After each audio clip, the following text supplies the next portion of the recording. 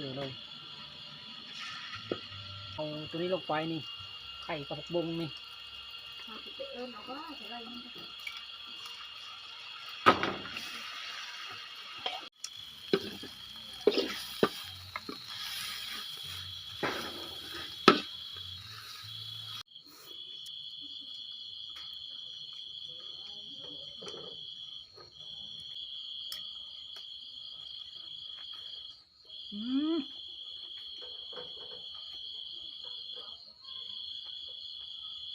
จางเข้มบ่เว้าแซ่บอย่างเดียว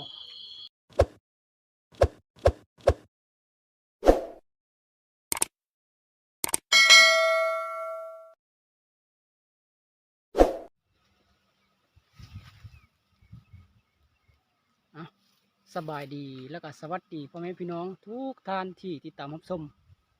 มาพบมาพอกันเช่นเคยพี่น้องเอ้ยมื้อนี้ออกมาหนเข้ามื้อนี้นะหลังจากฝนเช้าตกแล้วก็เข้าแห้งแล้วก็ฝนมากองเลยบัดนี้นี่ตอนนี้ก็กองได้หลายเติบแล้วได้นี่แถวนี้ก็ยังไม่ทันหนแถวนี้ฝนมากองนี่นะนี่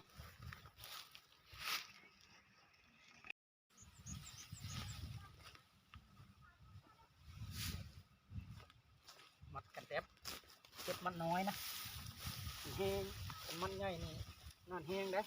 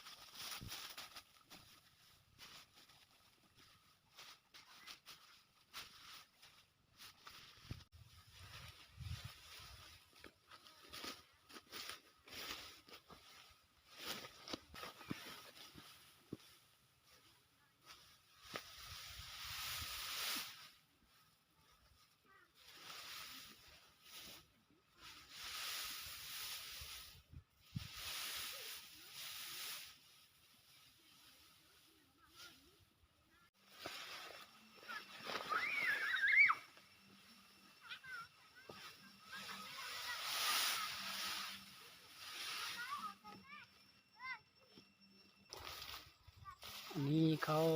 ตัวนี้แยกต่างหากนะตัวนี้เอ็ดพันธุ์เขาปลูกปีหน้าแต่ว่ากองใหญ่นั้นเขาร่วมเลยเอาขึ้นเล้าแต่นั้นตัวนี้ก็แยกให้เขาปลูกตัวนี้นี่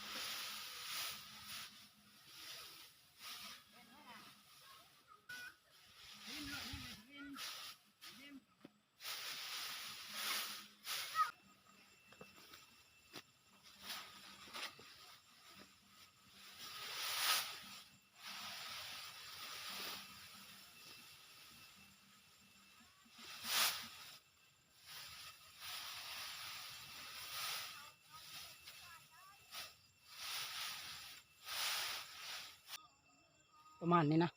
ของข้าวปุเขาก็อาจจะเอ็ดชูงกลางคืนเวลาเขาปลุกน้ำไหลลงง่ายนะเขาเอ็ดกลางคืนสูงเวลาเขาปลุกน้ำไหลลงพอนั้นพอนี้วันนี้มาต่อเข้ากองใหญ่เลยวันนี้ ข้าวร่วมนะตัวนี้โมเมนต์ข้าวปุกองเลยเลิกก็ได้นะ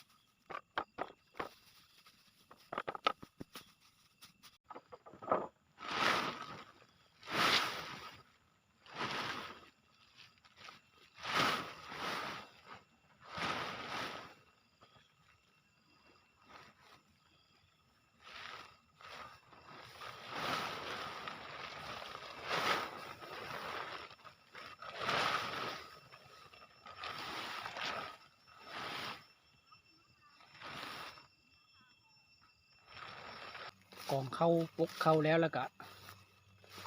เอาโง่ไปผูนะเพราะว่านี่ก็มันจะค้ำละโง่ก็ผูอยู่แรงแล้วก็ได้กลับบ้าน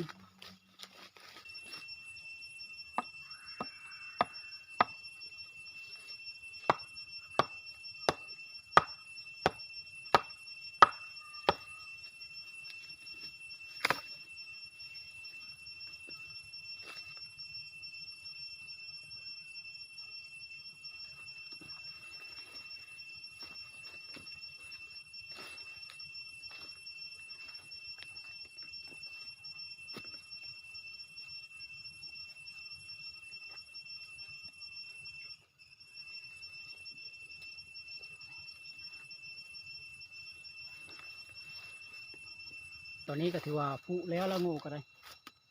สรุปแล้วก็ไม่ได้เอาผูแรงใช่ไหมผูตามเวลานี่ละมันกินหญ้ากินตัวเฟืองนี่นะมันก็กินนี่มันอิ่มไปน้ำนะนี่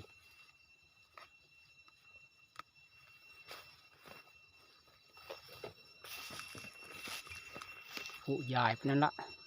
ตัวนึงตัวนั้นก็อยู่ฟูตอนนี้ก็ถือว่ามาฮอตเทิร์นละนี่อยู่เนี่ยกินกับมีได้หมดเลยนะเห็ดตะกุบงเหี่ยวไว้แล้วอันนี้ผัดผักบงนะมันนี้นะเราจะผัดผักบงเชื่อไข่เอาไข่ไก่มา2 หน่วยนะทับเชิญผักบงนี่เลยนะ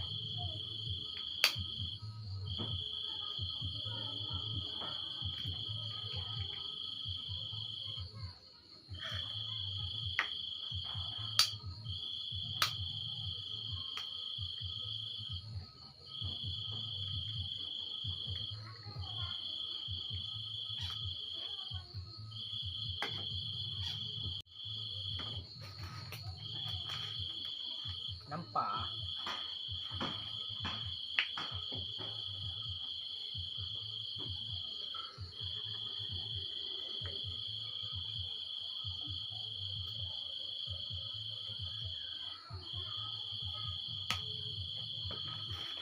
แกงนัวใส่น้อยเสียบน้อยใส่หลายเสียบหลายเสียบพอประมาณนะใส่หลายบ่ได้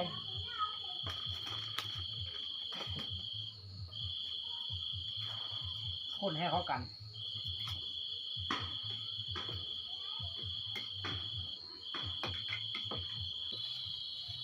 บันนี้เกียมมันเครื่องปรุงบันนี้ตำเจียวกระเทียมก่อนเอาเพชรลงไปกระเทียมลงไปตำเลยบันนี้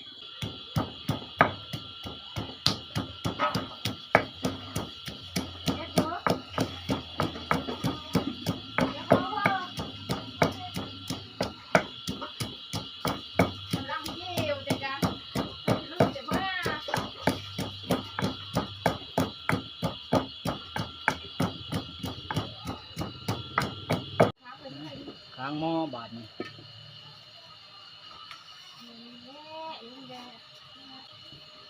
น้ำมันเอาลงไปน้ำมัน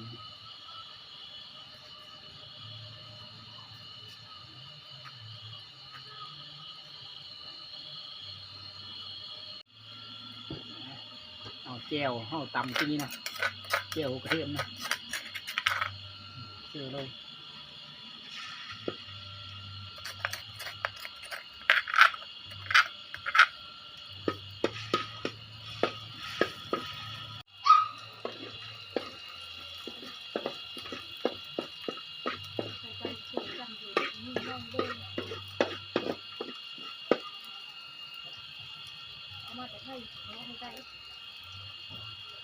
นี่เราเลยนะนี่นะเน้นเลยครับหลังจากเฮาโคอันนี้เกี่ยวเจียมได้ที่แล้วก็เอาตัวนี้ลงไปนี่ไข่กับผักบุ้งนี่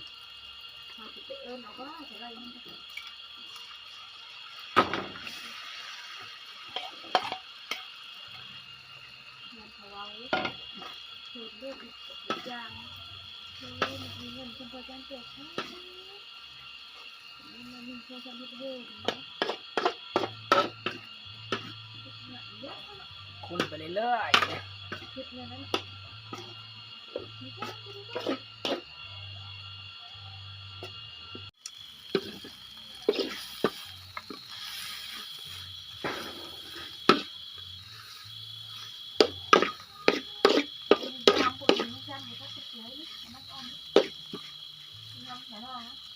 ตัว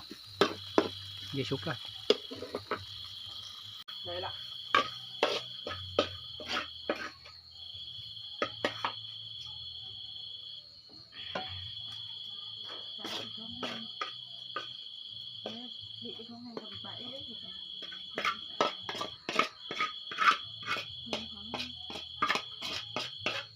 สำเร็จ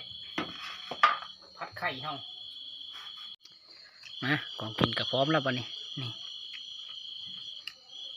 ลืมว่าอันเหมาะหน่อไม้ย่างนะมกหน่อไม้มือนั้นนะไม่วัน หน่อไม้ว่านี่ย่างอยู่ลืมว่ามันย่าง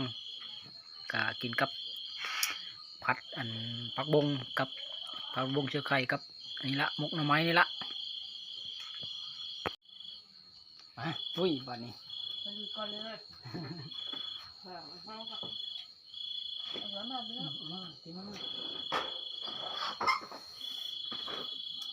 ทุกคนบ้านนี้พร้อมแล้วบ้านนี้นะทุกท่านทุกท่าน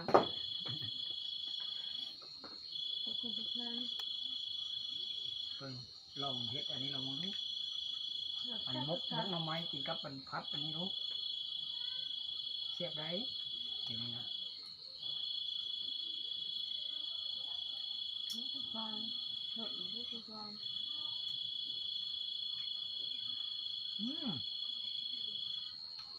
เข้ากันอยู่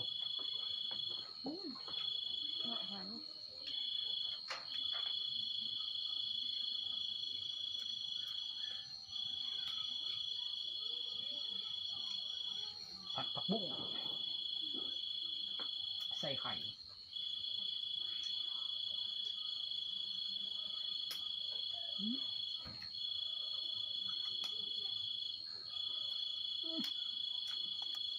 ครับจางเข้มบอนะแซ่บอย่างเดียวนะ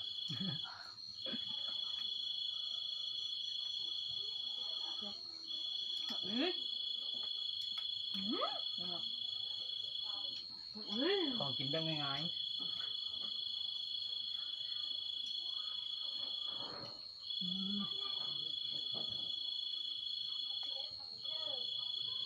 ในหมานั้นมาพัดใช่ไหมพัดที่ใครหมาอีเหงาอะไรมันดู มาอะไรมันขมบ่ แล้วเห็นไหมเหงา มันลงนี่มันดับ mà nhau cái mà ăn tàu thì mà nhau với mà ăn thìn đấy มันน้ำ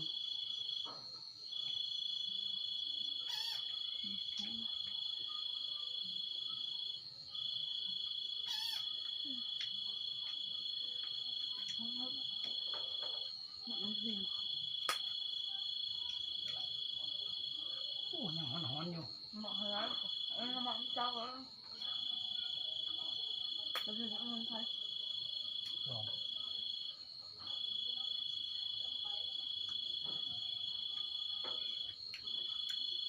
นกตะกี้แล้ว โอ้มัน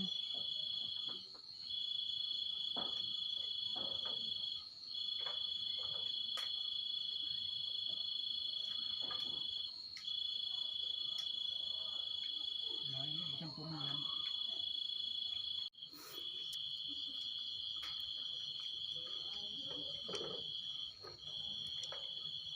ตัวเป็นชายขึ้นมาบงกับเฮ็ดตอนยาวนี่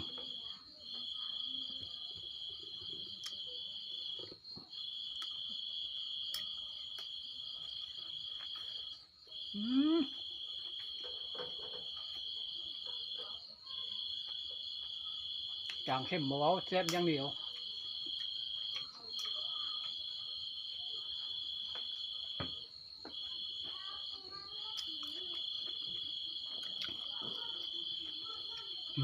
อันนี้ก็แซ่บนะอันนี้มกหน่อไม้เนี่ยกับอันกับผักนี่ผักอันนี้ นี่แซ่บว่านี่ยังแซ่บทั้งอัน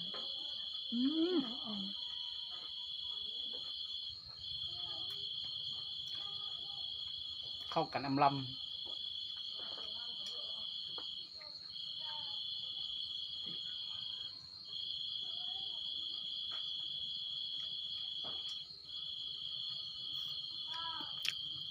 กินข้าวกินน้ำก็อิ่มละทุกท่านเลยสำหรับคลิปนี้ก็จะเอาเพียงเท่านี้ละก็ขอขอบคุณขอบใจที่เอามาเบิ้งมาชมนะไว้พบกันคลิปหน้าพุ่นละมาพบกันใหม่อีกบ๊ายบายบัดนี้